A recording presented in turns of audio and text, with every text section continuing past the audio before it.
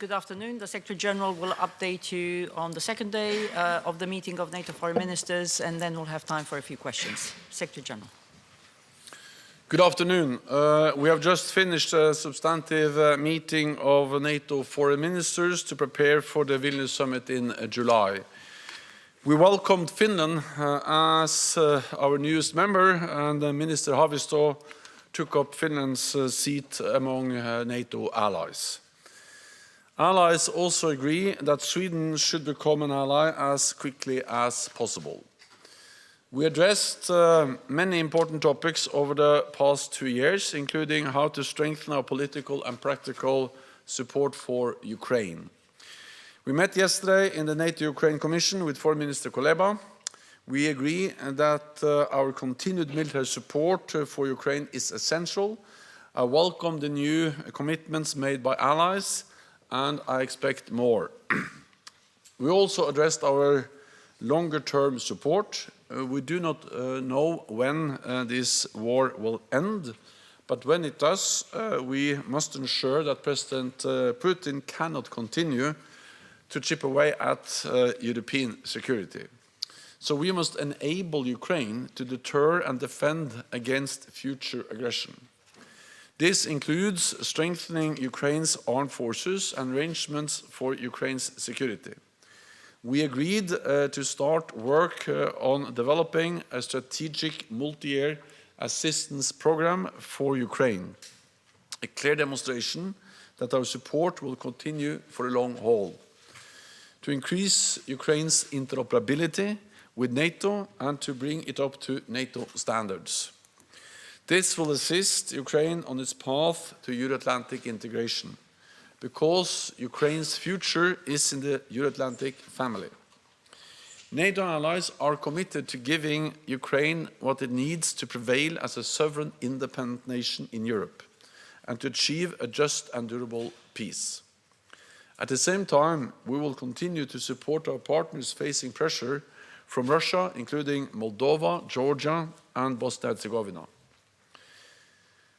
We also discussed the threats and challenges in the Middle East and North Africa, including instability, terrorism, and the growing activities of Russia and China.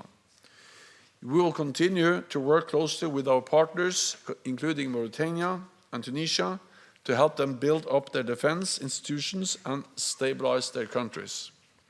To keep our people safe in a more dangerous world, it is essential that we invest more in our defense. So today, ministers also addressed progress on defense spending. At the Vilnius Summit, I expect allies to agree an ambitious, a new defense investment pledge with 2% of GDP as a floor, not the ceiling. For our final session, NATO's Asia-Pacific partners, Australia, Japan, New Zealand, and the Republic of Korea, joined us, together with the European Union. We discussed the global consequences of Russia's war against Ukraine. This war is not only an attack on Ukraine, but on the international rules-based order that preserves peace and stability. If President Putin wins in Ukraine, it will send a dangerous message to authoritarian leaders around the world that they can achieve their goals through brute force. So our support to Ukraine remains critical, and it is in our shared security interest. We also discussed China's growing alignment with Russia. China refuses to condemn Russia's aggression, it echoes Russian propaganda, and it props up Russia's economy. China and Russia are also stepping up their joint military activities in the Indo-Pacific region. Allies have been clear that any provision of lethal aid by China to Russia would be a historic mistake with profound implications. At a time when Beijing and Moscow are pushing back against the rules-based international order, it is even more important that we continue to stand together as NATO allies and with like-minded partners. And with that, I'm ready to take your questions. We'll start with the BBC in the third row. Thank you very much, Secretary General. Can I ask you, you said that you're talking about a new ambitious spending target of 2%, but 2% is already the spending target of NATO. Is there any way at Vilnius you will actually, and you've said before that it's a floor, not a ceiling. So I'm not confident that is a new spending target. If you can explain to me why it is a new spending target, wouldn't it be more honest to say, a new figure is a new spending target, like say 2.5%? Do you think there's a possibility that might happen? And then you clearly issued a warning to China about providing lethal aid to Russia. Is there any evidence among allies that China is doing that? Thank you very much. First on 2%, you're right that when NATO leaders met in 2014 in the United Kingdom in Wales, we agreed a defence investment pledge where we also used 2% as GDP as the guideline. But then we refer to 2% as something we should strive towards, move towards. So it has been interpreted by many allies as something that is more like a ceiling, something we should move towards, which is actually the language we use in that statement or in that pledge agreed in 2014. Since then, actually, allies have come a long way, because since then, all allies have increased defense spending, and this is significant because until 2014, the majority of NATO allies across Europe and Canada actually were reducing defense spending every year. So what we managed with the pledge we made in 2014 was to turn the corner, not going down anymore, but actually start to go up. And all allies have increased the defense spending. More allies meet the 2% guideline or are spending or are at 2% or above. But many allies are still below. And some of them also then refer to, well, this is something we should strive towards, not a kind of requirement.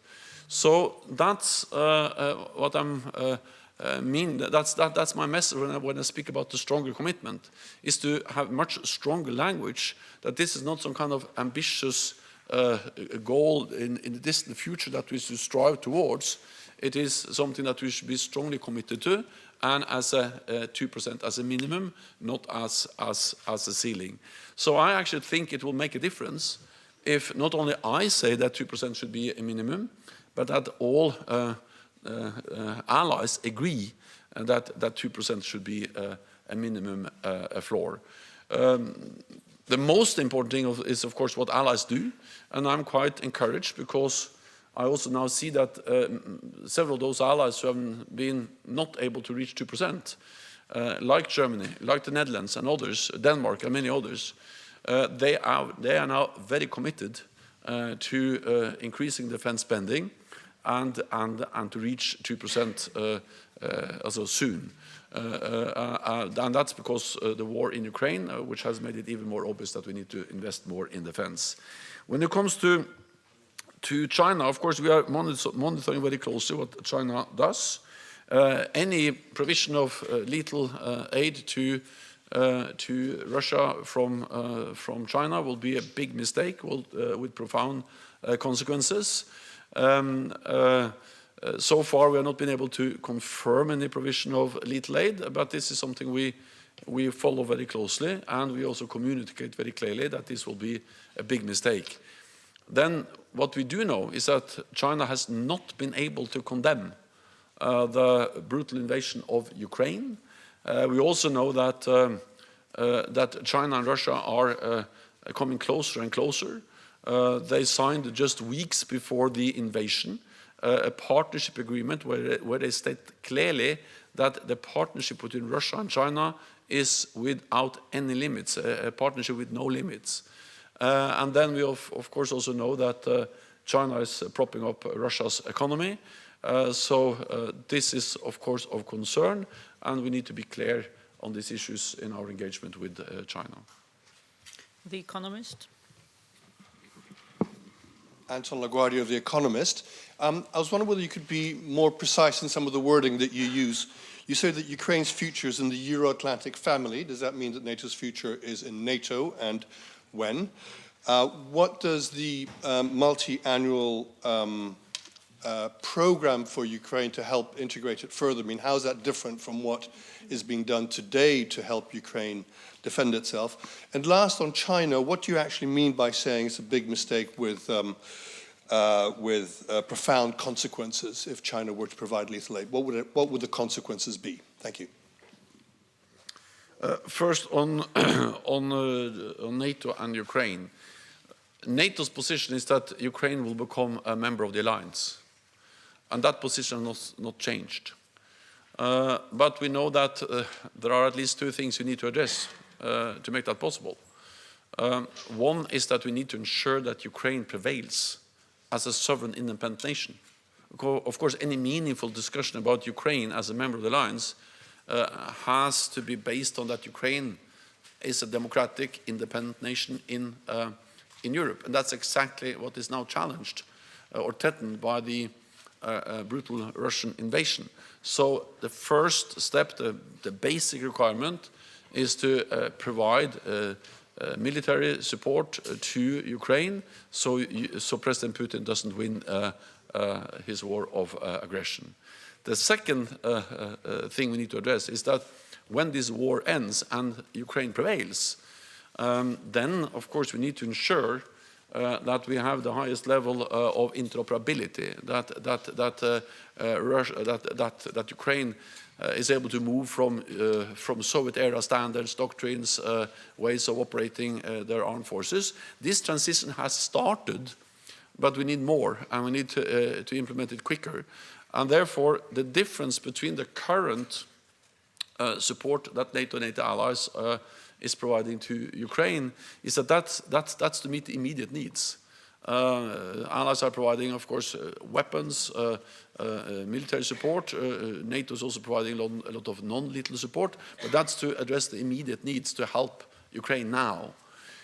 This program is more long-term perspective. That is about building the institutions, helping with the transition, the interoperability, the standards, the doctrines, all of these things that we need to have in place also to move towards membership. So that's in a way the difference. Then the second question was China. Well, as a consequences, I think I will only limit myself to say that it has been made clear by several allies, also the biggest ally, that there will be severe consequences. And I think there's no reason to go into details, but China knows that there will be severe consequences if they start to provide lethal aid to Ukraine, to Russia. Sorry. Okay, we'll go to the Kiev Independent. Samit Razimov from the Kyiv Independent. How high do you assess is the likelihood that Belarus would become a direct participant of Russia's war against Ukraine? And what do you think would encourage the Lukashenko regime to make this move? And my second question is, how have the NATO allies given enough weapons for Ukraine to launch a counteroffensive in the nearest weeks? And how many advanced Western tanks can Ukraine expect to receive from NATO allies till the end of the year? Thank you. Well, the allies are delivering unprecedented military support to Ukraine. We have also stepped up our support over the last weeks and months, also with armored vehicles, battle tanks, but not only battle tanks, but also infantry fighting vehicles, armored personnel carriers, and a lot of support, meaning, for instance, fuel trucks, heavy systems to remove minefields and to enable the Ukrainians to cross all the defense barriers that the Russians have built up over the last months. So this is not only about the battle tanks, but all the support they need to be able to function and to operate as they should, not only for a few days, but for weeks. And therefore, this is also about sustainment, meaning providing the fuel, the ammunition, the spare parts, the maintenance capacity that need to follow and support these efforts. In totality, there is a high number. I don't have the number in my head now, but in totality, there's a high number of battle tanks Some of them are older battle tanks, some of them are Soviet-era battle tanks, but many of them are also now modern NATO standard battle tanks. The UK has delivered Challenger, many NATO allies have delivered Leopard 2, and then the US is also now in the process of delivering Abrams. This comes on top of the, for instance, the Marders, which is infantry fighting vehicles, the Bradleys, which is US infantry fighting vehicles, and it is this totality that provides the Ukrainians with the capabilities they need to retake land, to further push back the Russian forces. It is for the Ukrainians to make the operational decisions on exactly how and when. Our responsibility is to help them. On Belarus, well, Belarus has been and continues to be a platform which Russia uses in its aggressive actions against Ukraine. They launched part of the invasion from Belarus, and they have launched several airstrikes from Belarus. Our message to Belarus is, of course, that they should not be directly involved, and we will just continue to provide Ukraine with the support they need to fight against aggression and to win this war. Okay, Sedef. Thanks. Secretary General, I have a more general question on China. As the view on China changed, are you ready to change, or is NATO ready to change the strategic concept towards China? No. The reality is that the strategic concept we agreed in Madrid reflects NATO's, what should I say, a new recognition of what China means for our security. Because I think we need to realize that NATO has come a long way when it comes to China. In the strategic concept we had until last summer, China was not mentioned with a single word. Then in the strategic concept we agreed in Madrid in June last year, we made important decisions. We don't regard China as an adversary, but we state clearly in the strategic concept that China's assertive behavior poses a challenge to our interests, our values, to our security. And this is reflected in the fact that China is investing heavily in new modern capabilities, including long-range nuclear missiles. They are cracking down on democratic rights in their own country, in Hong Kong, prosecuting minorities, using social media, the internet, to have surveillance of the population in a way we haven't seen at that scale any time before. The assertive behavior in the South China Sea is a challenge for the countries in the region, but also a challenge to international trade, the threats against Taiwan, and then, of course, the fact that China is coming closer to us. We see them in cyberspace, we see them trying to control critical infrastructure, and all of this. And also then, of course, that they are now working more and more closely with Russia. We see Russian-Chinese joint naval patrols, air patrols. We saw a big military exercise outside the coast of Africa. And all of this together has actually made it necessary for us to update and to develop our policies on China. That is reflected in the new strategic concept. It is also reflected in the fact that we are now significantly strengthening our partnership with our Indo-Pacific partners, with Australia, with New Zealand, Japan, and South Korea. They participated in the meeting today. For the first time ever, we invited the heads of state and government to participate in our summit last summer. And I invited the heads of state and government from Japan, New Zealand, South Korea, and Australia, also to attend our summit next summer, or this summer also in Vilnius. So put together, this is a huge effort. And let me just add, what we do on resilience, on technology, is also a way to respond to the challenges that China poses to our security. Okay, Jon Happ. lady here. Yeah. No, thanks. Binna Chung from Yonhap News Agency, South Korea. Secretary General, you have urged Korea to increase its military support to Ukraine when you visited Korea last January, and saying that some countries have changed their policy to send weapons directly to Ukraine after the war. And did you raise this among today's discussion as well? And I would like what was Korea's response if you had. And regarding, if I may ask another one, regarding the NATO's non-lethal assistance package, which Japan has recently pledged, did the Vice Minister of Korea express his intention for a contribution as well today? Thanks. First of all, I think it's for Korea to provide exact answers on their positions and what they do. What I can say is that it was a big issue when I visited Korea in January, and I've also raised it again, and I welcome the fact that South Korea has made it clear that they are ramping up production. And we need to understand that it helps that South Korea is ramping up production and delivering also to NATO allies, because then we can replenish our own stocks. And South Korea is a big producer of ammunition. And the fact that they are now delivering more and producing more to replenish the stocks of NATO allies enable us to continue to deliver to Ukraine. So I will, I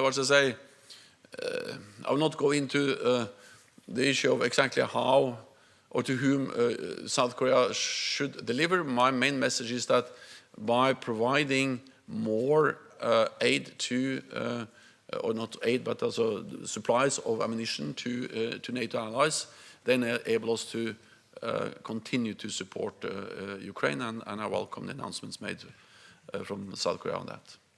Okay, Rai? Thank you. My question is about migrants. Did you talk with Italian Foreign Minister Tajani about this problem? What can NATO do in that part of the Mediterranean? Thank you so much. Well, in the meeting we had today, the issue of migration was part of the discussion, especially when we addressed the challenges emanating from the Middle East and North Africa. And of course what NATO does, and this is also something I've discussed with the Italian Foreign Minister, with the Italian Prime Minister several times, is that we are helping to support the efforts of individual allies, but also of the European Union. We have a NATO naval presence in the Aegean Sea to help to implement the agreement between Turkey and the EU on illegal migration. We are working with partners in the Middle East and North Africa. We have our presence, our training mission in Iraq to try to address the root causes. A stable Iraq, a stable Middle East is of course important also to address the root causes of the migrant challenges that Europe is facing. And we are also stepping up our cooperation and support to countries like Tunisia and Mauritania. And then, of course, we are exchanging information. We are helping each other as NATO allies. But the migrant and refugee issue is, of course, something that has to be addressed with many different tools.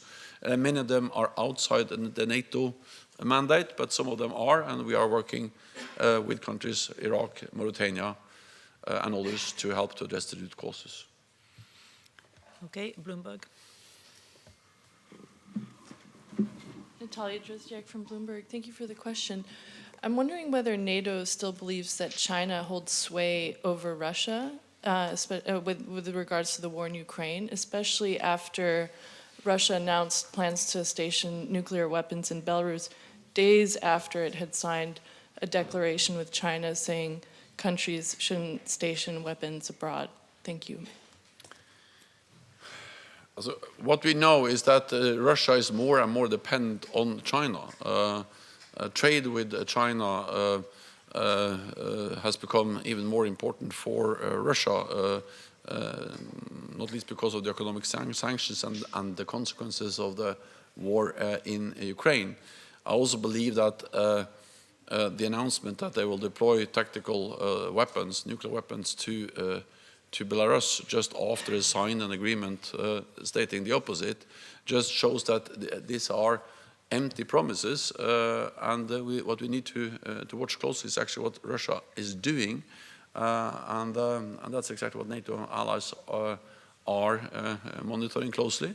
So far, we haven't seen any changes in the Russian nuclear posture that requires any changes in our posture, but we remain vigilant. We will follow closely what they do, and we have increased our presence in the eastern part of the alliance to remove any room for misunderstanding, miscalculation in Moscow about NATO's readiness to protect and defend all allies. And we do that not to provoke a conflict, but to prevent the conflict, to prevent any military attack on NATO allies.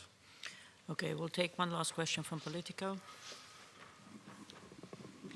Thank you very much, Lily from Politico. Secretary General, did ministers discuss the arrest and continued detention of Wall Street Journal reporter Evan Gershkovich, and did they discuss any concrete steps or actions that they can take to help secure his immediate release? Thank you. My message is that the Wall Street journalist should be released, and this is about freedom of the press and the importance of journalists to be able to operate and to ask difficult questions and to do their work. And many other allies have expressed exactly the same call on Russia. Thank you very much, colleagues. This concludes this press conference. Thank you. Thank you.